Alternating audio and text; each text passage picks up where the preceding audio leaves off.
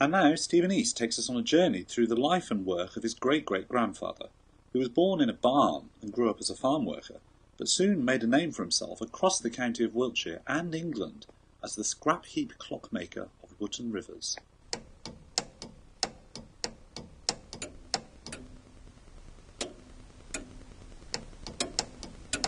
He says in his poem that he never drank, never gambled, never wasted his time. It's kind of like I used to be like him, a sensible man. He's definitely a role model for men, I think. Yes, and women. Well, yeah, probably, yeah.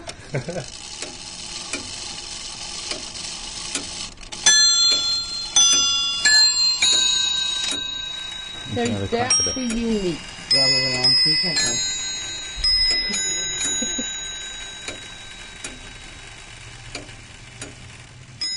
My great-great-grandfather was called Jack Spratt, so you can't blame me for thinking he was the man in the poem who could eat no fat. But in fact, he was far more extraordinary. And through his one remaining grandchild, and some of his great-grandchildren, national newspaper cuttings, and his biographical poem, written at the end of his life, I'd set myself the task of discovering what really made him tick. Where did you learn your trade? Asked hundreds of late. So here's a short sketch of my doings to date. In Wootton Rivers I have had a good spell. Born here 1858, here I still dwell. First thing I remember, sounds strange, still was true. We lived in a barn, that was when I was 2. Clock House was the school then, to it I was sent. Until I was 7, then to ploughing I went. Later I went bird scaring with an old gun. Shot straight and soon taught our birds cornfields to shun. Met with an old watch with its ticking gone wrong. Doctored it with my knife till it ticked strong.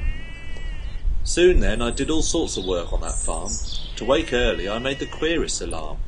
Made clock throw down a large tin bowl striking 4, which made a great noise as it rolled on the floor. I liked farm life all right, but 'twas such small pay. From 2 shillings I rose to top, 2 bob a day. Even with that last year there I put £7 by. To save up 1,000 I thought I might try. When 20 to get more to Maidenhead I went. In Nicholson's brewery 2 years odd I spent. From bottle washing there I rose to be clerk. But as that I saw I'd make no special mark. My master gave me every chance to get on, but mechanics' work my mind was set upon. My mates brought me watches and clocks to put right. Of various sorts I got an insight. While doing this evenings I thought out this plan. I could be my master as a clockman. So I came back home in 1881. Clock watch work on my own I quickly begun. Was soon known round the district wherever seen. Had thousands of watches and clocks for to clean. Any part of these I soon learnt to repair. Could turn a watch pivot as fine as a hair. Jack's poem, with its modest country style, belies a man whose curiosity clearly prevented him from sticking to farm work or even mending clocks. I'm a very old-fashioned malice. Joe Wicks is one of Jack Spratt's great-grandchildren, and still lives in the village where he was born in 1858, where he built his famous church clock in 1911, and where he died in 1934. Wootton Rivers is a pretty thatched village on the Kennet-on-Avon Canal in Wiltshire. So what sort of man was Jack Spratt? The old clockmaker, like the sort of man Well, who made no, Pinocchio he or something. did everything. He made so many things. So what else did he make? I know he made... Suits. He made suits. He'd make his own suit. And he made clocks. And he fixed farm tools. I think he just became very clever at doing it. He was born before his time, really. But what about the grandfather clock that sat behind me in the hallway? It was made for Joe's mother, Megan. Jack made a clock for all 7 of his grandchildren, and I wanted to see if this one still worked. So I just do a bit and plays the Cat and the Mouse round at the clock. Shall I try and do that?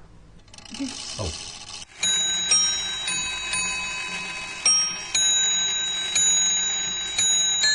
That's more than a tune, outside.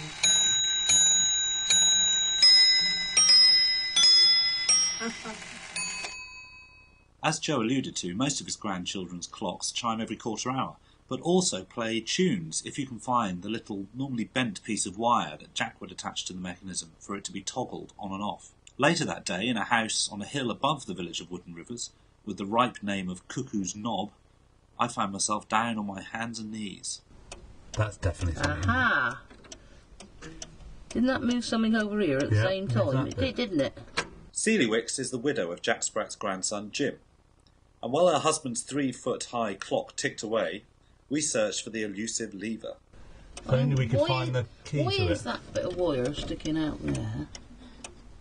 Oh, it's on something. What, hang on. There's got to be another bit down in that bottom somewhere, isn't there? Amongst the cobwebs. That's definitely something. Aha! Didn't that move something over here at the same time? Exactly. It did, didn't it? I think we got Rule Britannia coming up here. I think we've got zilch. Oh! Oh!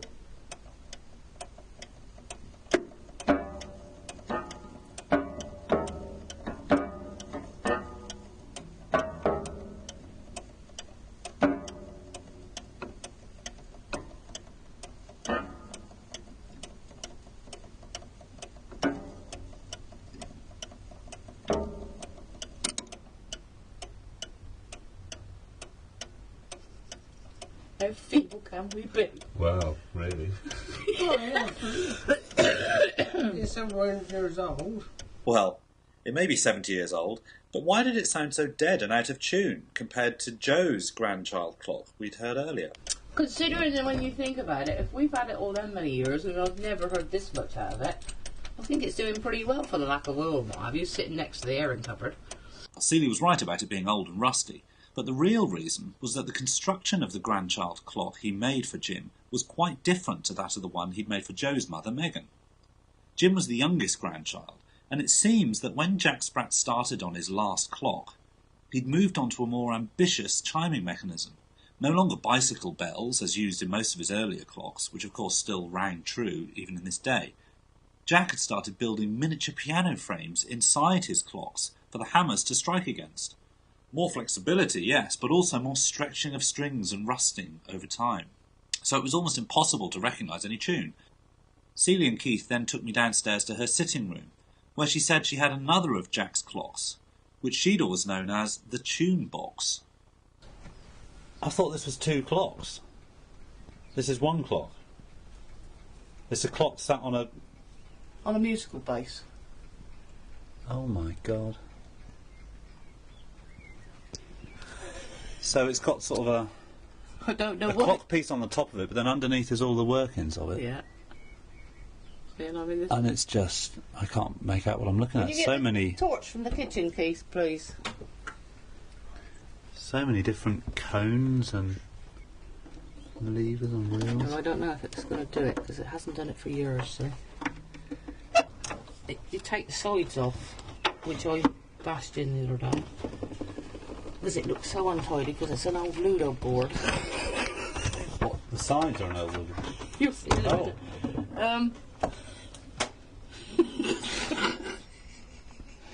Is that what Jack Spratt used? I don't know. This clock, which looked like a cabinet with a carriage clock sat on top of it, unconnected, really did have sides made out of a painted-over Ludo board. The clock upstairs at Seeley's had had the pianola-style drums in crudely fashioned tin cans, and other clocks I'd seen had cogs snipped out of old tin coins. Many of the mechanisms were from old clocks he'd repaired or been given. It stops it then, doesn't it? So if I hold it back here...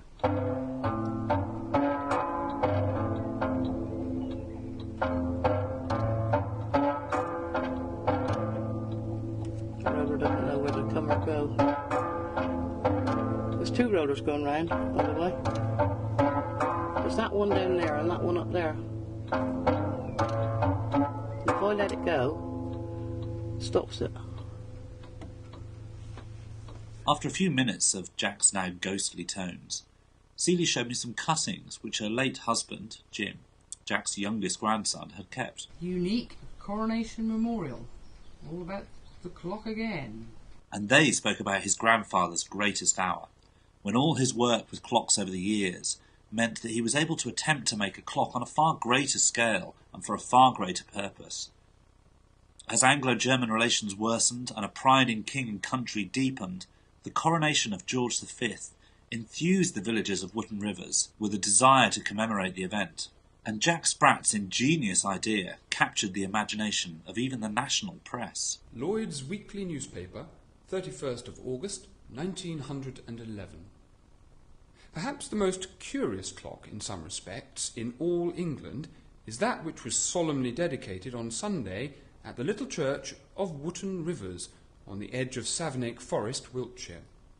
He was a bloody clever chap. Peter Lewis is another of Jack's great-grandchildren. He's worked as an agricultural and general engineer for most of his life and helped to restore the church clock back in the 1970s.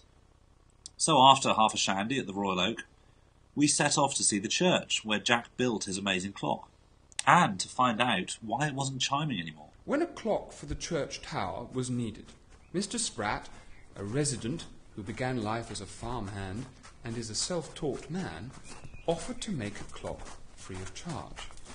He only asked for the help of the villagers in the heavier work.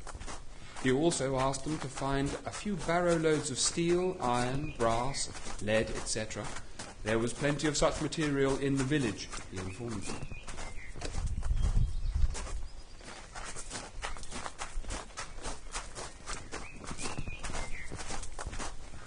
So Jack Spratt's buried here, up the back. Yeah, but I don't know where. I couldn't tell you where.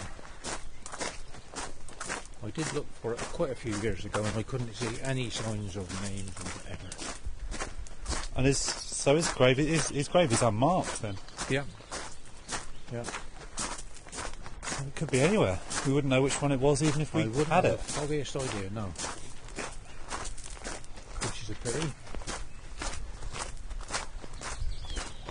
Of all people that have been buried there, you would think there'd be some recognition of it, wouldn't there? Well, exactly. As we crunched up the gravel path in this even quieter corner of the village, I wondered at the bustle of activity there must have been over the months that Jack was building the clock. The villagers took up the idea with enthusiasm, and Mr. Spratt's cottage became a receptacle for a variety of metals in all shapes and forms. Old sheds, rubbish heaps, barns, farmyards, and cottage gardens were readily searched by the willing villagers, all of whom were perhaps a little sceptical as to how a reliable clock could possibly be evolved from such a strange collection of what they would and did call rubbish. It's a pretty normal looking little church really, isn't it? Yeah. I thought you'd find anywhere really.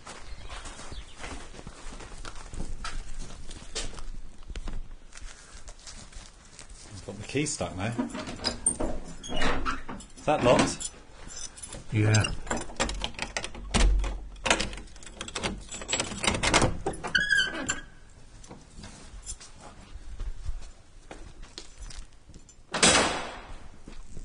Right.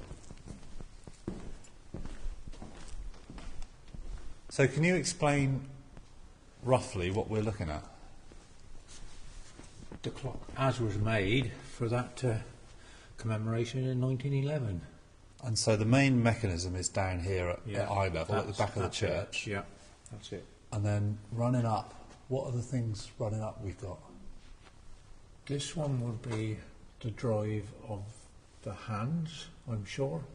So that's a sort of steel rod Yeah, on a cog. So that will turn and that will go all the way up to the top. yeah. And even that cog's got numbers on it. Yep. What does that indicate? It would probably indicate the time showing here on the face. Oh, so what? That's 1 to 12 lot around there. Yeah. So it's probably recognised from that point. So it's pointing at 9:45. So if you go outside, it should say 9:45. Well, I would imagine so.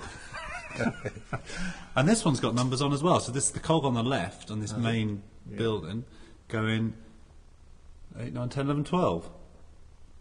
And is that an escapement you call this? This little sort of nodding donkey rod between these two cogs, which looks. Let's and look up in.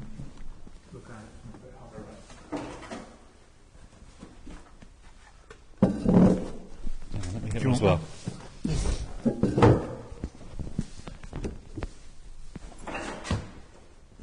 Right. It's a hefty bit of kit. This must have been, bigger than anything else he'd made. Oh, I mean, God, obviously, yes. this was just on another scale. He must have been. By far. Look at that. That's cast iron framing. Oh, there's massive. Look at the size of these weights down here, though. Oh my god! So that's 2 lead weights we got lying at the bottom that aren't. Monstrous, aren't they? Well, then do your back. They will be 100 weight apiece anyway. That's your glasses gone, and you don't want the weight rolling over them. But obviously now up there, hanging from the... So we've got 2... And they're proper, like, steel weights up there now, aren't they? So are those 2 replaced? They're hanging down on pulleys from the belfry, but they're presumably what replaced the originals, which are down here. Yeah. That makes sense. Well, should we go up and have a look up, Yeah, we up the will. top then? No unauthorised access, it says there.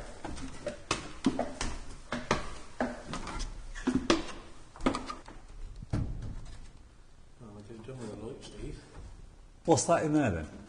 So it's like a water wheel in there? Yes.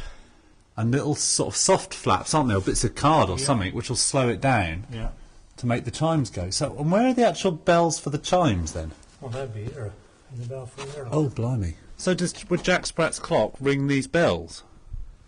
Or do they ring other bells? They must have done, because that's the only bells there are. Yeah? Must have done. So was the reason for Jack's clock's dormant state awaiting upstairs in the belfry, where the chiming mechanism and ropes leading up to the bells themselves were? It was time to climb right up into the bell tower itself, where some of God's glorious creatures had made their home. I don't remember coming up here before to do that clock. It sounds like there's birds up here, isn't there? Obviously did, though. This was clearly an area that hadn't seen any attention in a few years, but the practical reason for the clock's silence was just inches from us. That's the main drive. Which drives the there. whole thing? And that's been disconnected, you see. Why, I don't know. Can't understand. Somebody that's just newly moved into the village, this was a long time ago, they complained about the church clock striking and keeping them awake or something or another. Hilda is Jack Spratt's only surviving grandchild.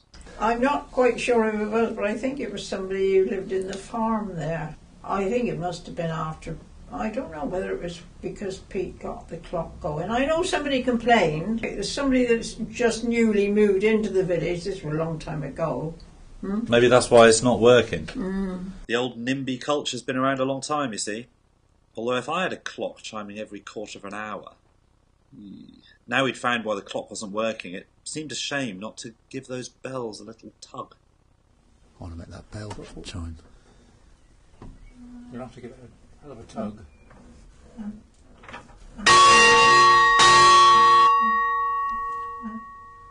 There you go. So I don't suppose they'll let us run again, will they?